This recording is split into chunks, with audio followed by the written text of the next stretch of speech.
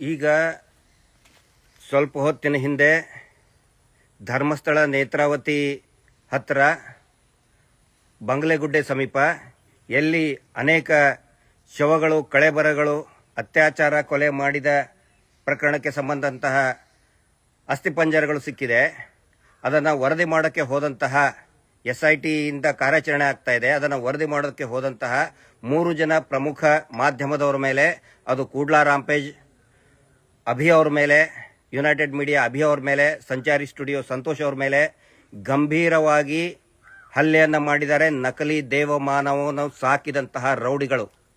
ಅದರಲ್ಲಿ ಆರಿಗ ಅಂಥೇಳಿ, ಆ ಆರಿಗ ಅನ್ನೋನ ಮನೆ ಹತ್ರನೇ ಡಬಲ್ ಮರ್ಡರ್ ಕೇಸ್ ಆದಾಗ ಡಾಗ್ ಸ್ಕ್ವಾಡ್ ಅವನ ಮನೆ ಮುಂದೆನೆ ಹೋಗಿ ನಿಂತಿತ್ತು.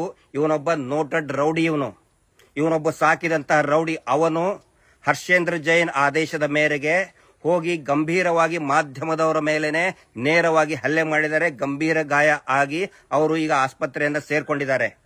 ಕಳೆದ 15 ದಿನಗಳಿಂದ ಹೇಳ್ತಾ ಇದ್ದಾರೆ, ಜನಗಳು ಹೇಳ್ತಾ ಇದ್ದಾರೆ, ನಾವು ಹೇಳ್ತಾ ಇದ್ದೀವಿ ಪೊಲೀಸ್ ಸ್ಟೇಷನ್ಗೆ ದಯವಿಟ್ಟು ಅಂತಲ್ಲಿ ಪೊಲೀಸ್ ಬಂದೋಬಸ್ತ್ ಮಾಡಿ ಅಂತ ಹೇಳಿದ್ರೆ ತಮಾಷೆ ನೋಡ್ಕೊಂಡು ಇಟ್ಕೊಂಡಿದ್ದಾರೆ ಧರ್ಮಸ್ಥಳ ಬೆಳ್ತಂಗಡಿ ಪೊಲೀಸರು. ಏನಂತ ಹೇಳ್ಬೇಕಿದಕ್ಕೆ? ಆ 3rd class loafer Rakesh Shetty ನಡು ರಸ್ತೆಯಲ್ಲಿ ನಿಂತ್ಕೊಂಡು ಬಂದು ಬೈತಾನೆ. ಅವನು ಬರ್ತಾನೆ ಅಂತ ಹೇಳಿದ್ರೆ ಒಂದು 50-100 ಜನ ಆ ಸಾಕಿದಂತ ರೌಡಿಗಳನ್ನ ಕರೆಸ್ತಾರೆ. ಪೊಲೀಸರು ಏನು ಮಾತಾಡಲ್ಲ. ದಕ್ಷಿಣ ಕನ್ನಡ ಜಿಲ್ಲಾ ಪೊಲೀಸ್ ವರಿಷ್ಠರು ಯಾರು ಅರುಣ್ ಕುಮಾರ್ ಸಾಹೇಬ್ರು ನಾನು ಕೇಳ್ತಾ ಇದ್ದೀನಿ. ಮೂಳೆಗಳನ್ನ ಹೊರಗಡೆ ತಂದ ತಕ್ಷಣನೇ ಅವನು ಭೀಮಾ ಅನ್ನೋನು ಓಡಿ ಹೋಗ್ತಾನೆ, ಇಂಟೆಲಿಜೆನ್ಸ್ ರಿಪೋರ್ಟ್ ಇದೆ ಅಂತ ಹೇಳಿದ್ರಲ್ಲ, ಎಲ್ಲಿ ಓಡಿ ಹೋದ? ಇದ್ರದ್ದು ಇಂಟೆಲಿಜೆನ್ಸ್ ರಿಪೋರ್ಟ್ ಬರ್ಲಿಲ್ವಾ ನಿಮಗೆ? ಓಪನ್ ಆಗಿ ನಾವು ಹೇಳ್ತಾ ಇದೀವಿ, ನೋಡಿ ಅಲ್ಲಿ ಗಲಾಟೆ ಆಗುತ್ತೆ, ಪೊಲೀಸರು ನೇಮಿಸ್ರಿ ಅಂತ ಹೇಳಿದ್ರೆ ಈಗ PSI ಹೇಳ್ತಾರೆ ಹೋಗಿ ಒಂದು ಪೊಲೀಸ್ ಸ್ಟೇಷನ್ ಕಂಪ್ಲೇಂಟ್ ಕೊಟ್ಬಿಡಿ ಅಂತ. ಪೊಲೀಸರು ಏನ್ ಮಾಡ್ತಾ ಇದ್ದಾರೆ? ಕತ್ತೆ ಕಾಯ್ತಾ ಇದ್ದಾರಾ? 12 ವರ್ಷದಿಂದ ಹಿಂದೆನೂ ಇದೇ ರೀತಿ ಮಾಡಿ ಪ್ರಕರಣವನ್ನು ಹಾಳು ಮಾಡಿದ್ದೇ ಇದೆ ದಕ್ಷಿಣ ಕನ್ನಡ ಜಿಲ್ಲಾ ಪೊಲೀಸರು. ಈಗ ಮತ್ತದನ್ನೇ ಮಾಡ್ತಾ ಇದ್ದಾರೆ. ಬಹಳ ಸ್ಪಷ್ಟವಾಗಿ ಕಾಣ್ತಾ ಇದೆ. ಇವತ್ತು ಮಧ್ಯಾಹ್ನ ಈ ಹಲ್ಲೆ ಮಾಡೋದಕ್ಕೆ ಪ್ರಮುಖ ಕಾರಣ ಅಂತ ಹೇಳಿದ್ರೆ, ಇವತ್ತು ಮಧ್ಯಾಹ್ನ ಮಾನ್ಯ ಕೋರ್ಟ್ನಲ್ಲಿ ಏನಾಗಿದೆ, ಇವರು ಏನು ಈ ನಕಲಿ ದೇವಮಾನವನ ತಮ್ಮ ಹರ್ಷೇಂದ್ರ ಜೈನ್ ತಂದಿದ್ನಲ್ಲ, ಅವನ ಮೇಲೆ ಏನು ಮಾತಾಡಬಾರದು ಅಂತ ಹೇಳಿ ಆ ಸ್ಟೇ ಸಂಪೂರ್ಣವಾಗಿ ತೆರವುಗೊಳಿಸಿದೆ. ಮಾಧ್ಯಮದವರು ಅಭಿವ್ಯಕ್ತ ಪಡಿಸಬಹುದು ಅಂತ ಹೇಳಿ ನ್ಯಾಯಾಲಯ ಆದೇಶ ಮಾಡಿದೆ. ಆ ಸಿಟ್ಟಿಟ್ಕೊಂಡು ಇವತ್ತು ನೇರವಾಗಿ ಮಾಧ್ಯಮದವ್ರನ್ನೇ ಹಲ್ಲೆ ಮಾಡಿದ್ದಾರೆ. ಇಷ್ಟೇ ಅಲ್ಲ, ಅಲ್ಲಿ ನೆರೆದಂತಹ ಅನೇಕ ಸ್ಟೇಟ್ ಚಾನೆಲ್, ನ್ಯಾಷನಲ್ ಚಾನೆಲ್, ಅಂತಾರಾಷ್ಟ್ರೀಯ ಮಟ್ಟದ ಚಾನೆಲ್ಗಳಿಗೂ ಕೂಡ ಕೆಟ್ಟದಾಗಿ ಬೈದಿದ್ದಾರೆ, ಹೊಲಸಾಗಿ ಬೈದಿದ್ದಾರೆ, ಹೊಡೆದಿದ್ದಾರೆ. ಅತ್ಯಂತ ಸ್ಪಷ್ಟವಾಗಿ ಕಾಣ್ತಾ ಇದೆ ಮಾಧ್ಯಮದವ್ರನ್ನ ಹೆದರಿಸೋ ಕೆಲಸ. ಆನಂತರ ಮೊನ್ನೆ ಅಲ್ಲಿ ಬಂದಂತರ ಯಾತ್ರಾರ್ಥಿಗಳ ಮೇಲೆ ಹಲ್ಲೆ ಮಾಡಿದ್ದಾರೆ. ಸೌಜನ್ಯಾಳಿಗೆ ನ್ಯಾಯ ಸಿಗಲಿ ಅಂತ ಬಂದಂತಹ ಧರ್ಮಸ್ಥಳ ಶ್ರೀ ಕ್ಷೇತ್ರದ ಭಕ್ತಾದಿಗಳ ಮೇಲೆ ಇದೇ ರೌಡಿಗಳು, ಇದೇ ಪುಡಾರಿಗಳು ಹಲ್ಲೆ ಮಾಡಿದ್ದಾರೆ. ಪೊಲೀಸರು ಏನು ಮಾಡ್ತಾ ಇಲ್ಲ, ಸುಮ್ಮನೆ ತೆಪ್ಪಿಗೆ ಕೂತ್ಕೊಂಡಿದ್ದಾರೆ. ಅರುಣ್ ಕುಮಾರ್ ಸಾಹೇಬ್ರೆ, ನೀವು ಬರೀ ಪತ್ರಿಕಾ ಪ್ರಕಟಣೆ ಕೊಡೋದಲ್ಲ, ನಿಮ್ಮ ಮೇಲೆ ಬಹಳ ಗೌರವ ಇದೆ, ಬಹಳಷ್ಟು ನಿರೀಕ್ಷೆ ಇದೆ. ಯಾಕೆ L&O ಆರ್ಡರ್ ಮೇಂಟೈನ್ ಮಾಡ್ತಾ ಇಲ್ಲ ನೀವು? ಲಾ ಅಂಡ್ ಆರ್ಡರ್ ಎಲ್ಲಿ ಹೋಗಿದೆ ದಕ್ಷಿಣ ಕನ್ನಡ ಜಿಲ್ಲೆಯಲ್ಲಿ? ಧಾರಾಳವಾಗಿ ಬಂದವನು ಲೋಫರ್ ರಾಕೇಶ್ ಶೆಟ್ಟಿ ಅಂತವನು ಇನ್ಯಾವನವನು ಬಂದು ಕೆಟ್ಟಾಕೊಳಗ ಬೈತಾನೆ, ನಡು ರಸ್ತೆಯಲ್ಲಿ ನಿಂತ್ಕೊಂಡು ಬೈತಾನೆ. ಪೊಲೀಸರು ತಮಾಷೆ ನೋಡ್ಕೊಂಡು ಕುದಿರ್ತಾರೆ.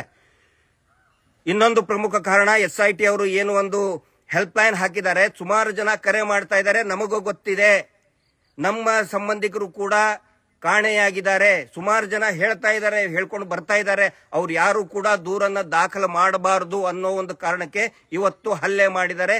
ಇದು ನಕಲಿ ದೇವಮಾನವ ವೀರೇಂದ್ರ ಜೈನ್ ಅವನದೇ ಕೆಲಸ.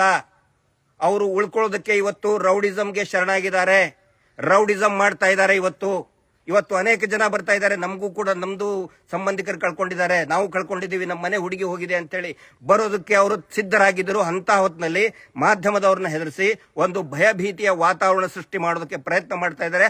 ಆ ಹರ್ಷೇಂದ್ರ ಜೈನನ್ನ ಒದ್ದು ಒಳಗಡೆ ಹಾಕಬೇಕು, ಬರೀ ನೋಟಿಸ್ ಕೊಟ್ಟರೆ ಆಗುದಿಲ್ಲ. ಇದೇ ರೀತಿ ಏನಾದರೂ ಮಾಡಿದ್ರೆ ದೊಡ್ಡ ಮಟ್ಟದ ಗಲಭೆ ಆಗುತ್ತೆ. ಅದಕ್ಕೆ ನೇರವಾಗಿ ದಕ್ಷಿಣ ಕನ್ನಡ ಜಿಲ್ಲಾ ಪೊಲೀಸರು, ಧರ್ಮಸ್ಥಳದ ಪೊಲೀಸರು, ಬೆಳ್ತಂಗಡಿಯ ಪೊಲೀಸರಾಗಬೇಕು. ನಾಚಿಕೆ ಆಗಬೇಕು, ಪೊಲೀಸರಿಗೆ ನಾಚಿಕೆ ಆಗಬೇಕು. Shame on your part.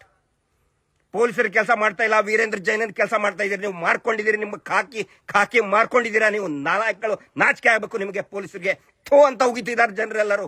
ಭಕ್ತಾದಿಗಳ ಮೇಲೆ ಹಲ್ಲೆ ಮಾಡಿದ್ರು ಕೂಡ ಬಾಯಿ ಮುಚ್ಕೊಂಡು ಕುಂತಿದ್ದಾರೆ ಧರ್ಮಸ್ಥಳ ಪೊಲೀಸರು. ಭಕ್ತರ ಮೇಲೆ ಹಲ್ಲೆ ಮಾಡ್ತಾ ಇದ್ದಾನೆ ಅವನು. ಮೊನ್ನೆ ಹೋಗಿ ತೊಳಾಡ್ತಾರೆ, ದೂಡ್ತಾರೆ, ಕೆಟ್ಟದಾಗಿ ಹೊಲಸಾಸು ಬೈತಾರೆ, ಸೂಮಗ ಬೋಮಗ ಅಂತ ಬೈತಾರೆ. ಪೊಲೀಸರು ಸುಮ್ಮನೆ ಕುತ್ಕೊಂಡಿದ್ದಾರೆ. ಹೋಗ್ರಿ, ಎಲ್ಲಾದ್ರೂ ವರದಿ ಬಿಚ್ಚ ಚಪ್ಪಲಿ ತೊಳೆಯಕ್ ಹೋಗ್ರಿ ನೀವು ಅಲ್ಲಿ ಪೊಲೀಸರು.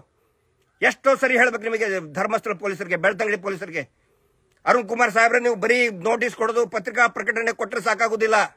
ಎಲ್ಲರನ್ನು ಕೂಡ ಹೆಡೆ ಮುರೆ ಕೊಟ್ಟು ಒದ್ದು ಒಳಗಡೆ ಹಾಕಿದ್ರೆ ಸರಿ. ಇಲ್ಲ ಅಂತಂದ್ರೆ ನೋಡಿ, ಭಕ್ತರ ಸಂಖ್ಯೆ, ಹೋರಾಟಗಾರರ ಸಂಖ್ಯೆ, ಜನಸಾಮಾನ್ಯರ ಸಂಖ್ಯೆ, ಕೋಟ್ಯಾಂತರ ಜನ ಬರ್ತಾರೆ. ಈಗ ಕೋಟ್ಯಾಂತರ ಜನ ಬರ್ತಾರೆ. ನೀವೇ ಕಾರಣ, ಪೊಲೀಸರೇ ಕಾರಣ.